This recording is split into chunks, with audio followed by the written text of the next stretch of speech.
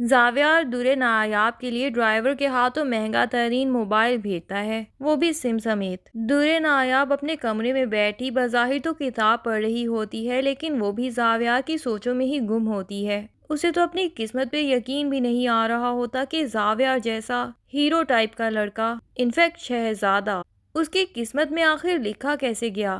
اسے تو سارے بیوقوف، بھولی، جھلی اس طرح کے ناموں سے ہی بلاتے تھے۔ قسمت اس کی جھولی میں اتنا کچھ ڈال دے گی وہ تو جانتی تک نہیں تھی۔ ابھی تک بھی اس کو اپنی قسمت پہ یقین ہی نہیں آ رہا ہوتا کہ اتنے میں ہی اس موبائل پہ کال بج جاتی ہے جو زاویار نے اس کے لیے بھیجا تھا، اور کال بھی کسی اور کی نہیں بلکہ زاویار کی ہی ہوتی ہے۔ دورے نایاب ڈرتے ڈرتے کال اٹھاتی ہے کہ کہیں پھر سے بھابھی کان لگا کے اس کی باتیں نہ سن رہی ہوں۔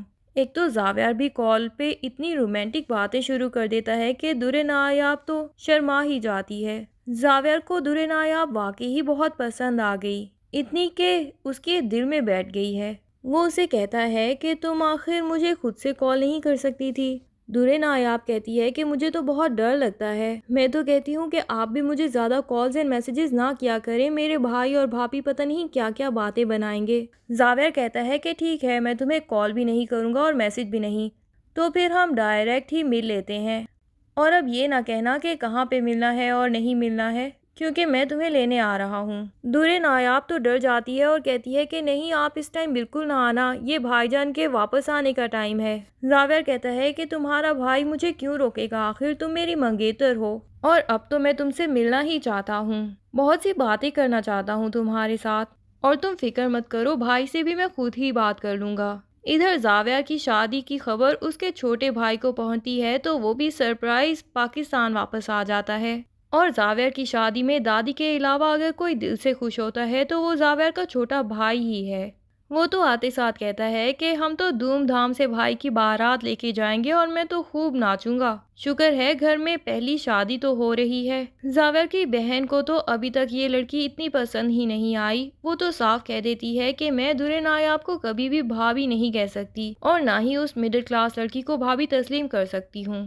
ہاں، زاویار کی خوشی کے لیے شادی میں شریک ضرور ہو جاؤں گی، لیکن میں دل سے اس رشتے کے لیے بالکل خوش نہیں۔ جویریہ کو باپ بھی سمجھاتا ہے کہ اس طرح کی باتیں کر کے بھائی کا دل بلا وجہ خراب مت کرو، لیکن وہ تو منہ پھٹ ہے، صاف کہہ دیتی ہے کہ بھئی جو میرے دل میں ہوتا ہے وہ ہی میری زبان پہ ہوتا ہے۔ زاویار کا چھوٹا بھائی جو کہ تانیہ کا بھی بیسٹ فرینڈ ہے، اسے جب پتا چلتا ہے کہ تانیہ کی زاویار سے منگنی ٹوٹ گئی ہے اور خالہ نے نگار بیگم کو بھی خوب سنائی ہے، اور تانیہ اور خالہ تو شاید شادی میں آنے والے بھی نہیں، وہ زاویار کے اس رشتے پہ بہت ہی زیادہ ناخوش ہیں اور اپنی بہن سے بھی قطع تعلقی کرنے ہی والی ہیں، تو وہ کہتا ہے کہ ایسے کیسے خالہ ہم سے ناخوش ہو سکتی ہیں، آپ لوگ رکیں، میں ہی جا کے خالہ کو بھی منا لوں گا اور تانیہ کو بھی منا لوں گا۔ وہ تانیہ کے پاس پہنچ جاتا ہے۔ تانیہ تو ابھی تک سوچوں میں گم ہوتی ہے کہ زاویار نے میرے ساتھ آخر کیا کیا، میں اس سے اتنی محبت کرتی تھی اور اس نے ایک مڈل کلاس لڑکی کی خاطر مجھے ریجیکٹ کر دیا، اب ساری زندگی کا رونا ہی شاید میری قسمت میں لکھا ہے۔ وہ گھر کے ایک کارنر میں سوئمنگ پول کے پاس اداس کھڑی ہوتی ہے کہ یہاں پہ زاویار کا چھوٹا بھائی آ جاتا ہے اور تانیہ کو ایسے ہیلو کرتا ہے کہ وہ ایک دم سے ڈر کے سوئمنگ پول میں گرنے ہی والی ہوتی ہے، لیکن وہ تانیہ کا ہاتھ تھام لیتا ہے۔ تانیہ بھی اسے دیکھ کے عجیب سی خوشی محسوس کرتی ہے، انفیکٹ زاویار کا رشتہ طے ہو جانے کے بعد سے وہ بہت ہی دکھی تھی، یہ تو شاید پہلا ہی لمحہ تھا کہ کسی کو دیکھ کے اسے دل سے خوشی محسوس ہوئی۔ چھوٹا بھائی پوچھتا ہے کہ ہاتھ چھوڑ دوں تمہارا اور سوئمنگ پول میں گرا دوں، لیکن تانیہ بھی ہنس کے کہتی ہے کہ ایسا مت کرنا، اور وہ تانیہ کو کھینچ لیتا ہے۔ پتہ نہیں یہ زاویار کی شادی کا دکھ تھا جو اسے زاویار کے چھوٹے بھائی سے نزدیک کر رہا تھا، یا واقعی ہی تانیہ کے دل میں اس کے لیے کوئی نہ کوئی جگہ موجود تھی۔ تانیہ محسوس کرتی ہے کہ اگر اسے زاویار کے بعد کوئی خوشی دے سکتا ہے تو وہ یہی انسان ہے، اور پھر وہ خالہ سے بھی اور تانیہ سے بھی معافی بھی مانگتا ہے اور کہتا ہے کہ آپ لوگ بھی خوشی خوشی اگر شرکت کریں گے تو زاویار بھائی اور اماں بہت خوش ہو جائیں گے، اور تانیہ تو اتنی اچھی لڑکی ہے کہ اس سے تو کوئی بھی شادی کر سکتا ہے۔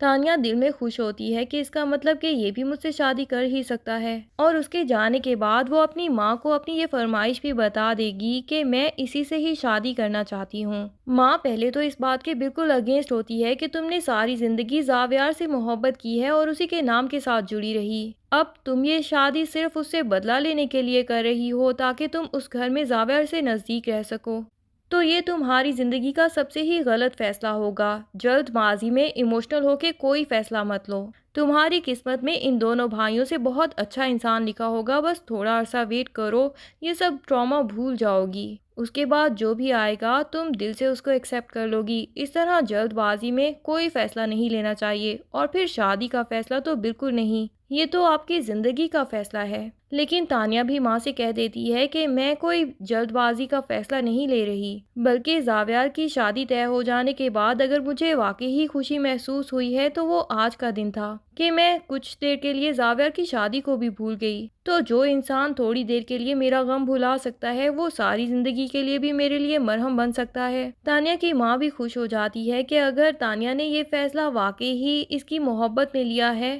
پھر تو یہ اچھا ہی فیصلہ ہے۔ وہ تو پہلے ہی تانیہ کو بارہا سمجھا چکی تھی کہ زاویہ اس سے محبت نہیں کرتا، اس کو کسی بھی اور انسان کا انتخاب کر لینا چاہیے۔ اب وہ تانیہ کے فیصلے سے مطمئن ہو جاتی ہیں۔ شام کو گھر میں چھوٹا سا ڈھولکی کا فنکشن ہوتا ہے لیکن زاویہ وہاں موجود نہیں ہوتا۔